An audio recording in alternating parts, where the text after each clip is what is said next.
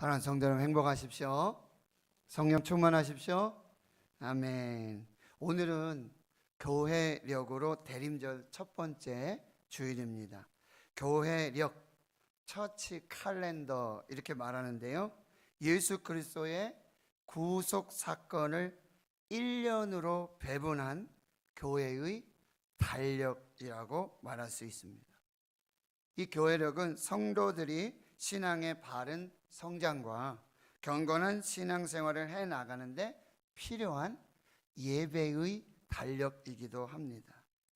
그래서 교회력의 전반부는 예수님의 탄생, 생애, 고난, 부활, 승천, 이것을 한 축으로 순환하고요. 그리고 교회력 후반부는 오순절 이후에 약 6개월 동안을 성부, 성자, 성령의 계시를 또한 한 축으로 순환하여 예수님의 생애를 성도들의 실생활에 적용하여 생동력 있는 신앙생활을 하도록 도움을 주는 것입니다. 대림절, 영어로 어드벤트라고 하는데 강림절 혹은 대강절로도 불리고 있습니다. 대림절은 라틴어 어드벤투스에서 유래해서 오심, 도착이라는 뜻을 가지고 있어요. 2000년 전에 이 땅에 성육신하여서 임마누엘 하신 예수 그리스도의 성탄을 회상하면서 우리 마음과 삶의 현장에서 말씀과 성령으로 새롭게 임재해 주실 것을 기다리는 동시에 다시 오실 재림의 예수 그리스도를 기다리는 절기입니다. 대림절의 예전 색깔은 이렇게 보라색입니다. 보라색은 왕의 색깔로 만왕의 왕이신 예수 그리스도를 의미하고 있고요. 또한 이 보라색은 자신의 마음 깊은 곳을 돌아보면서 영적으로 자신과 공동체를 성찰하는 의미를 가지고 있습니다. 대림절은 이렇게 초를 밝힙니다. 여기도 초가 있죠. 그래서 짙은 보라, 연보라, 분홍, 흰색 이렇게로 4개의 초를 한 주마다 밝혀 나가게 되는데요, 초의 색깔이 이렇게 밝은 색으로 바뀌는 것은 예수 그리스도께서 우리의 주님으로 가까이 오고 계시고 또 예수 그리스도께서 세상에 빛이시라는 것을 의미해 주고 있습니다. 여기 이렇게 성탄 트리를 장식합니다. 성탄 트리는 에덴 동산에 있었던 생명나무를 의미해요. 그 생명나무와 그 열매 또한 생명이신 예수 그리스도를 의미하는 것입니다. 여기에 빵을 달아요. 빵이신 하늘의 생명의 말씀이신 예수 그리스도. 지팡이를 달기도 합니다. 선한 목자 되신 예수 그리스도. 그리고 별을 달게 되는데요, 동방박사들이 보았던, 그리고 그 동방박사들을 예루살렘 베들레헴 말구유까지 인도하신 하나님의 성령의 인도하심을 의미하고 있는 것입니다. 그래서 이 성탄 트리 자체가 곧 전체가 예수 그리스도를 의미하고 있는 것입니다. 오늘부터 성탄절까지 40일, 대림절 40이라고 부르는데요, 겨울에 사순절이라고 합니다. 그래서 우리 그리스도인은 이 대림절을 참여하고 깨어 기도하며 적극적으로 사랑을 실천하는 절기로 삼아야 하는 것입니다. 모든 성도들이 삶의 자리에서 하나님의 나라를 기다리며 또 서두르며 종말론적인 삶을 살도록 해야 하는 것입니다. 우리의 개인 생활, 가정 생활, 교회 생활, 직장 생활들을 잘 정리하고 마무리하면서 동시에 새해를 준비하는 대림절이 되어야 하는 것입니다. 오늘 대림절 첫 번째 주일, 이스라엘의 위로를 기다리는 자라는 제목으로 이 시므온의 신앙의 삶의 모습들을 살펴보면서 하나님께서 우리에게 주시는 하나님의 메시지를 받도록 하겠습니다. 첫 번째, 이스라엘의 위로를 기다리는 자, 이 시므온이 누구인가를 먼저 살펴보겠습니다. 오늘 예루살렘에 시므온이라고 하는 한 사람이 살고 있다고 본문이 시작이 되어지는데요. 이 시므온이라고 하는 이름은 이스라엘의 조상 야곱의 12아들 중 두 번째 아들 이름으로 바로 하나님께서 들어주셨다, 하나님께서 응답하셨다라는 이름의 뜻을 가지고 있어요. 그래서 시므온은 그 이름대로 하나님의 살아계신 살아 생전에 주의 그리스도를 보게 해달라고 하는 그의 기도를 들어주시고 응답해 주셨어요. 26절과 30절에 그렇게 고백하고 있는 것입니다. 하나님이 그의 기도에 응답하신 것은 그가 성령의 사람으로 성령의 지시를 받았기 때문입니다. 시므온은 의롭고 경건하여 이스라엘의 위로를 기다리는 자였습니다. 성령이 그 위에 계셨습니다. 성령의 감동으로 성전에 들어갔을 때 마침 예수님의 부모 요셉과 마리아 품에 있는 아기 예수를 만나게 돼요. 메시아를 보게 된 것입니다. 그의 부모 요셉과 마리아가 모세의 법도로 정결 예식의 날이 찰 때 이 아기 예수를 데리고 와서 예루살렘 성전에 올라가서 첫 해에 처음 난 남자마다 주의 거룩한 자라 하리라 하면서 아기를 주께 드리고, 그리고 주의 율법에 말씀하신 대로 산비둘기 한 쌍, 그리고 집비둘기, 어린 집비둘기 둘로 제사하려고 하는 그 순간에 바로 메시아를 만나게 돼요. 시므온의 입에서 찬양이 터져 나오게 되는 거예요. 29절에서 32절 말씀인데요, 제가 메시지 성경으로 읽어드립니다. 하나님, 이제 이 종을 놓아주시되 약속하신 대로 저를 평안히 놓아주셨습니다.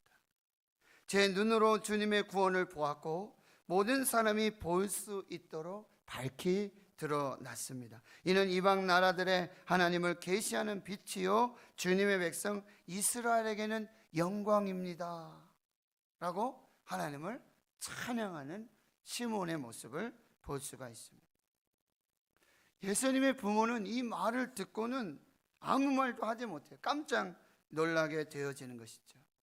시므온은 계속해서 그의 부모를 축복하면서 특별히 예수의 어머니 마리아에게 이런 예언의 메시지를 전하고 있습니다.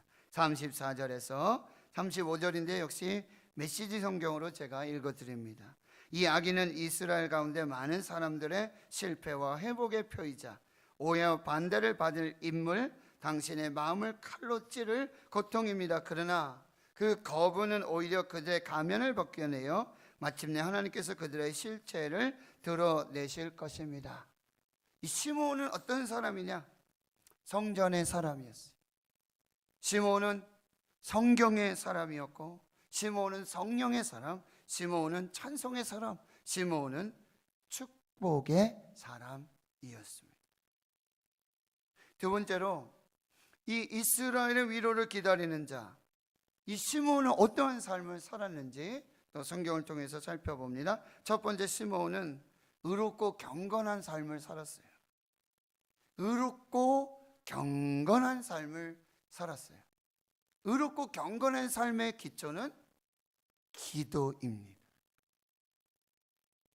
시므온은 의롭고 경건한 삶의 기초를 기도로 삼았다라고 하는 거예요.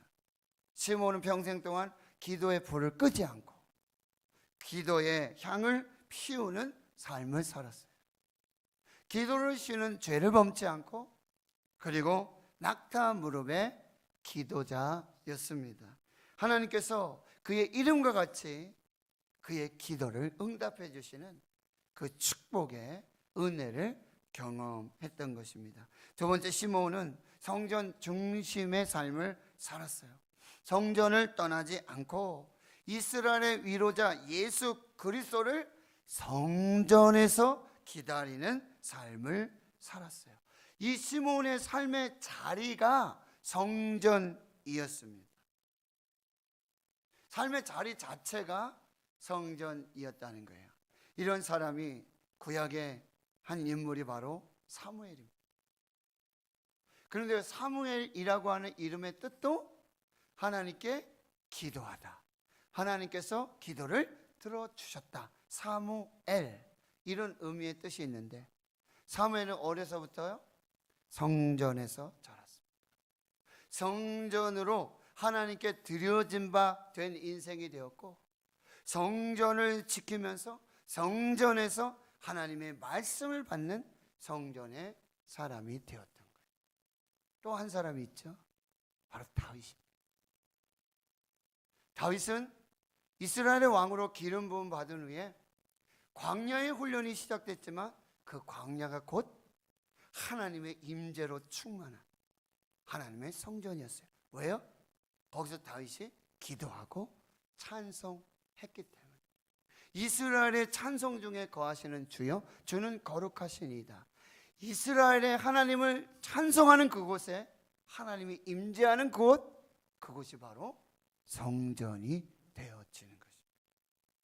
그래서 시편 27편 4절에 다윗은 이렇게 고백해요. 내가 여호와께 바라는 한 가지 일, 그것을 구하리니. 내가 하나님께 꼭 한 가지를 구하겠습니다.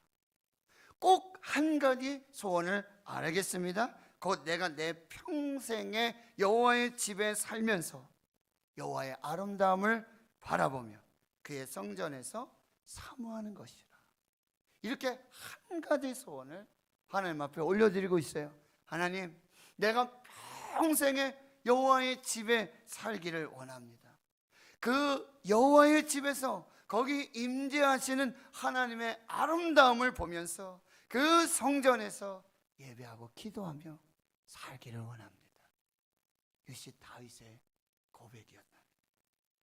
세 번째, 시므온은 하나님을 찬양하는 삶을 살았어요. 네 번째, 시므온은 결과적으로 이 모든 삶이 예배자의 삶이었음을 보여주고 있어요. 시므온의 삶의 결론은 그는 예배자였다라는 사실. 그래서 시므온의 삶을 보면서 예배자가 어떤 사람이 되어야 되는지를 우리는 깨닫게 되는데요, 요한복음 4장 23절과 24절의 말씀이에요. 아버지께 참되게 예배하는 자들은 영과 진리로 예배할 때가 오나니 곧 이때라 아버지께서는 자기에게 이렇게 예배하는 자들을 찾으시느니라. 하나님은 영이시니 예배하는 자가 영과 진리로 예배할지니라. 그렇습니다. 하나님은 예배하는 자를 찾으십니다. 하나님이 찾으시는 사람은 돈 많은 사람이 아니에요. 부유한 사람이 아니에요. 높은 계급의 사람이 아니에요. 신학자도 아니에요. 목사도 아니에요. 하나님이 찾으시는 사람은 하나님을 신령과 진정으로 예배하는 참 예배자를 찾고 계신다. 두 번째, 로마서 12장 1절에 보면 이렇게 말씀하고 있죠. 그러므로 형제들아, 내가 하나님의 모든 자비하심으로 너희를 권하노니 너희 몸을 하나님이 기뻐하시는 거룩한 산제물로 드리라. 이는 너희가 드릴 영적 예배니라. 사도 바울의 강력한 권면입니다. 너희 몸을 하나님이 기뻐하시는 거룩한 산제물로 드려라. 구약에서는 죽은 제물을 드렸어요. 제물을 잡아서 하나님께 드렸어요. 그런데 예수님께서 십자가로 그 모든 제사를 완성하신 후에 우리에게 원하는 제사는 뭐냐? 우리 몸을, 살아있는 우리 몸을 하나님이 기뻐하시는 거룩한 산제물로 하나님께 너희 몸이 직접 제물이 되는 거룩한 산제물로 예배하는 너희들을 원한다고 하나님 말씀하시는 거예요. 이것이 너희가 드릴 영적 예배니라. 이것이 신령한 예배고 이것이 합당한 예배고 하나님이 받으시는 예배라고 말씀하고 있어요. 또한 히브리서 기자를 통해 그 로마의 핍박과 환난 중에서 어떠한 예배를 드려야 하는지 계속해서 말씀해 주고 있어요. 히브리서 10장 23절에서 25절 말씀, 우리 한번 같이 읽어보도록 합니다. 시작. 또 약속하는 이는 미쁘시니 우리가 믿는 도리의 소망을 움직이지 말며 굳게 잡고 서로 보아 사랑과 선행을 격려하며 모이기를 피하는 어떤 사람들의 습관과 같이 하지 말고 오직 권하여 그날이 가까움을 볼수록 더욱 그리하자. 이 히브리서 기자가 쓴 이 히브리서의 시대적 상황 배경은요, 바로 예수 믿는 사람, 하나님을 믿는 사람들이 로마의 황제의 핍박에 그래서 그들은 뭐요? 카타콤으로, 땅속으로, 굴 속으로, 터키 지역을 여러분 성지 순례하다 보면 카파도키아 지역에 가보면은요, 마치 벌집 쑤셔놓은 듯한, 거기 동굴에, 그 동굴을 파고 거기서 신앙을 지키며 믿음을 지켰던 그런 신앙의 흔적들을 보게 되어지는 것입니다. 그 환난 날에 이 코로나19 팬데믹 같은 이런 상황 속에 너희 믿는 도리의 소망을 굳게 잡아라. 믿는 도리의 소망 예수 그리스도를 굳게 잡아라. 그리고 서로 돌아보아서 선행으로 격려하고 사랑하면서 모이기를 피하는 어떤 사람들의 습관과 같이 하지 말아라. 예배가 폐하여지고 있습니다. 교회 문이 닫혀지고 있습니다. 기도가 중단되고 있습니다. 그런데 하나님께서 말씀하시는 거예요. 히브리 기자를 통해서 우리에게 강력한 권면을 주세요. 그럼에도 불구하고 모이기를 폐하지 말고 그날이 가까움을 볼수록 더욱 모이라, 더욱 기도하라, 더욱 예배하라, 더욱 하나님을 바라라고 말씀하고 있어요. 이게 시므온의 삶이었어요. 믿는 도리의 소망을 굳게 붙잡고 그날이 가까움을 볼수록 더욱더 시므온은 지금 나이가 굉장히 많이 든 할아버지예요. 근데 분명히 하나님께서 말씀하셨잖아요. 주의 그리스도를 네가 죽기 전에 보게 될 것이다. 성령의 감동으로 성령의 응답을 받았어요. 그럼 그의 나이가 한 살 한 살 더 채워지게 됨에 따라 그의 간절한 소망들이 더하여지는 것이죠. 성령께서 내가 죽기 전에 주의 그리스도를 보게 될 것이라는 성령의 응답의 약속을 주셨는데 내 나이가 육신이 점점 쇠하여져 가고 겉사람은 후패하여져 가지만 그러면 반대로 주님을 뵐 날이 점점점 가까이 오고 있구나. 그래서 더욱더 성전을 지키면서 예배하면서 그 믿는 도리의 소망 예수 그리스도 그 언약의 약속을 말씀을 붙들고 하나님 앞에 서 있었던 것입니다. 이것이 시므온의 삶이에요. 그렇다면 세 번째 메시지는요, 주님이 오십니다. 그리고 주님은 이미 우리 일상 가운데 이미 와 계시다는 말씀이에요. 시므온, 주의 그리스도를 기다리고 있고 이스라엘의 위로를 기다리고 있는, 메시아를 기다리고 있는 그 시므온, 그도 이미 예수님께서 베들레헴 말구유에 탄생하신 이 사건을 모르고 있었어요. 이미 오셨는데, 그리고 지금 그 유래대로 율법대로 그 정결 예식을 따라 이제 성전에 올라온 이미 오신, 이미 임마누엘 하신 그 메시아를 성전에서 만나게 되었죠. 주님은 오십니다. 주님은 이미 와 계십니다. 할렐루야. 그래서 영성신학자 헨리 나우에는 이렇게 고백하고 있는 것입니다. 우리 한번 같이 읽겠습니다. 시작. 주님은 오십니다. 내일이 아니라 오늘 오십니다. 내년이 아니라 올해 오십니다. 우리의 비참함이 다 지나가고 난 뒤가 아니라 그 한가운데로 오십니다. 다른 곳이 아니라 바로 우리가 서 있는 이곳으로 주님은 오십니다. 할렐루야. 이것이 대림의 신앙이에요. 네 번째, 그렇다면 이 기다림은 우리 인간의 실존 자체라는 사실이에요. 1959년에 남극 기지에서 실제로 겪은 실화를 바탕으로 만들어져서 2006년에 상영된 영화 에잇 빌로우라고 하는 작품이 있어요. 여러분 혹시 그 영화 보셨어요? 에잇 빌로우. 남극에서 운석 탐사를 하는 대원들에게 25년 만에 강력한 폭풍이 그 기지를 덮치게 되어져요. 그래서 8마리 썰매경과 함께 빙판과 눈밭을 탐사하던 사람 중 한 사람이 절벽에서 굴러떨어지고 다리가 골절되는, 뼈가 부러지는 중상을 입게 되어지는 것이죠.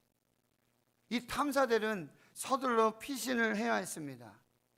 탈출하는 헬리콥터에는 사람을 탈 자리도 부족했기 때문에 당연히 이 8마리의 썰매견들을 태울 수가 없었어요. 사람도 겨우 빠져나가는 긴박한 상황에 이 썰매견들은 당연히 방치되고 버려지게 되어집니다. 대원들은 최대한 먹이를 많이 남겨두고 떠나 있어요. 이렇게 말합니다. 어디 멀리 가지 말고 기다리고 있어야 해. 꼭 다시 돌아와서 너희를 데려갈게. 꼭 기다리고 있어. 대원들은 개들을 포기한 것이 아니었어요. 사람들을 먼저 탈출시킨 후 돌아와서 이 개들을 데려갈 예정이었어요. 그러나 기상이 점점점 나빠지고 악화되고요, 극한의 땅에서 생사고락을 같이 했던 개들을 구하기 위해서 그 대원들은 백방으로 노력을 하지만 개들을 구출하기 위한 비용을 지불해 줄 사람이 없었어요. 사비를 털어서 개들을 구하기 위해 남극으로 가려 하지만 폭풍을 뚫고 날아갈 방법 어디에도 없었습니다. 시간이 지나면서 대원들은 이렇게 생각했죠. 엄청난 추위와 굶주림에 개들은 분명히 죽었을 거야.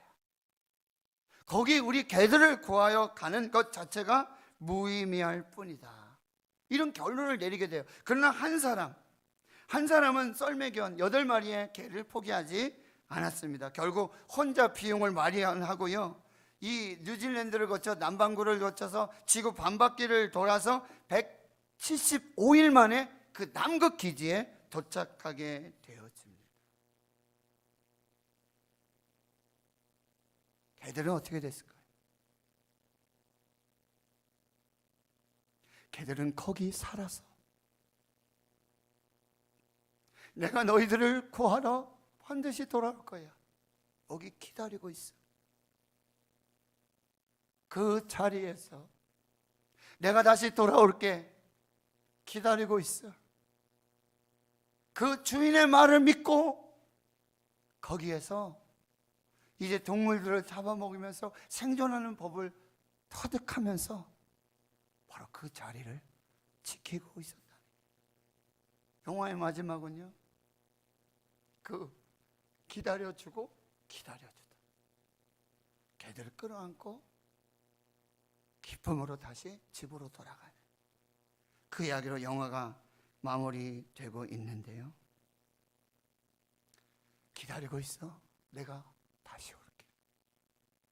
떠나지 말고 여기서 기다리고 있어. 이것이 예수님의 말씀이었어요.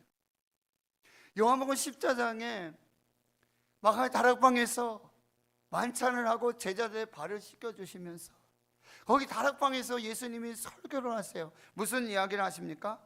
너희는 마음에 근심하지도 말고 두려워하지도 말아라. 하나님을 믿으니 또 나를 믿어라. 내가 아버지 집에 거할 곳이 많도다. 그렇지 않으면 너희에게 일렀으리라. 내가 너희를 위하여 거처를 예비하러 하고 가노니 가서 너희를 위하여 집을 예비하고 거처를 예비하면 내가 다시 와서 너희를 내게로 영접하며 나 있는 곳에 너희도 있게 하리라. 너희는 두려워하지 말고 근심하지 말아라. 우리 아버지 집에 거할 곳이 많다. 내가 먼저 가서 집을 예비하고 다시 돌아와서 너희들을 나 있는 곳에 다시 데려갈 것이다. 이것이 예수님의 약속이었어요. 사랑하는 성도 여러분, 우리는 약속을 믿고 기다리는 사람들입니다. 우리의 인생의 대부분은 기다림으로 채워지고 있어요. 아이가 태어나길 바라고, 성장을 기다리고, 직장 기다리고, 결혼을 기다리고, 성공을 기다리고, 마지막에는 죽음을 기다리고 있습니다. 우리는 기도하고 기대하고 기다리는 사람이에요. 기도하는 사람들의 다른 이름은 기다리는 사람들입니다. 매일매일 매 시간이 기다림의 연속이라는 거예요. 우리 기다림의 끝은 어디일까요? 많은 사람은 하나님을 알지 못하고 예수님을 알지 못하는 사람은 기다림의 끝이 죽음이라고 말하고 있어요. 그러나 하나님을 믿고 예수 그리스도를 믿는 사람은 내가 다시 와서 너희를 나 있는 곳에 너희도 함께 있게 할 것이다. 기다리고 있어라. 코로나19 팬데믹 속에서도 너희들의 시험과 환난 중에, 아픔 중에, 고통 중에, 불안과 염려와 공포와 두려움 중에도 너희들 기다리고 있어. 내가 다시 올게. 너희 그 예배의 자리, 그 성전, 그 기도를 하며 기다리고 있어. 내가 다시 올게.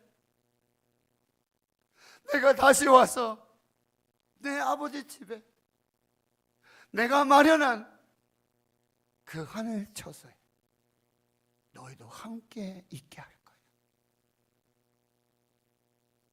우리는 하나님의 약속을 기다리는 사람이에요. 우리는 하나님의 위로를 기다리는 사람이에요. 우리는 하나님 앞에 서는 그날, 세상 사람들은 죽음이라고 말하고 세상 사람들은 인생의 끝이라고 말하지만 그날, 하나님 앞에 바로 서는 그날, 예수님이 다시 오시는 그날을 기다리는 저와 여러분인 줄을 믿습니다. 예레미야가 3장 25절 26절 기다리는 자들에게나 구하는 영혼들에게 너희는 선하소서. 사람이 여호와를 구원해 바라고 잠잠히 기다림이 좋도다. 시편 27편 14절 너는 여호와를 기다릴지어다. 강하고 담대하며 여호와를 기다릴지어다. 하나님의 약속을 기다리시는 저와 여러분 되실 수 있기를 축원합니다. 마지막 대림절에 한 가지 더 초대교회 성도들의 고백을 함께 나누며 마무리하겠습니다. 초대교회 성도들의 고백이 뭐예요? 마라나타. 대림절을 뜻하는 라틴어 단어가 어드벤투스라고 말씀드렸어요. 오심, 도착이라는 뜻을 가지고 있어요. 그런데 이 단어는 사실 로마 제국에서 이 신적인 명예가 주어진 황제의 즉위한 후에 여러 도시와 지역을 방문하게 되어집니다. 그때 바로 그 황제가 오신다, 신이 오신다, 그가 오신다, His advent 이렇게 불렀다는 거예요.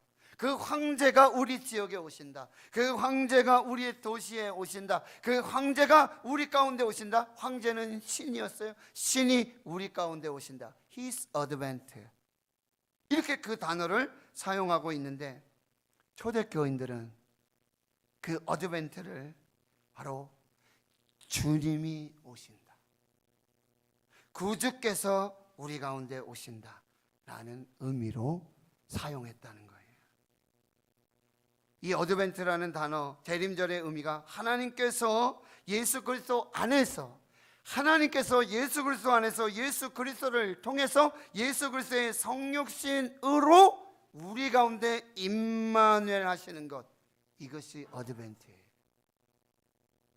하나님이 예수 안에서 예수 그리스도를 통하여서 예수 그리스도의 성육신을 통해서 임마누엘로 오시는 그것이 어드벤트. 그런데 초대교회 성도들은 이 대림의 의미에 하나 더 붙여서 마라나타를 고백했던 것입니다. 아멘. 주 예수여 어서 오시옵소서.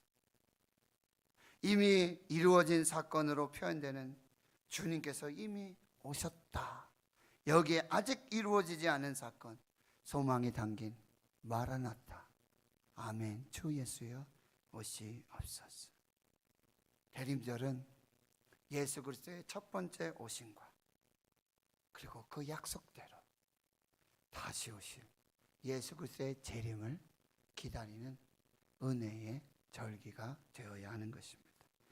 말씀을 정리합니다. 오늘 말씀을 통해 이스라엘의 위로자이신 예수 그리스도를 기다리고 기대하고 실제로 만났던 시므온의 삶을 살펴보았어요. 그는 의롭고 경건한 삶을 살았어요.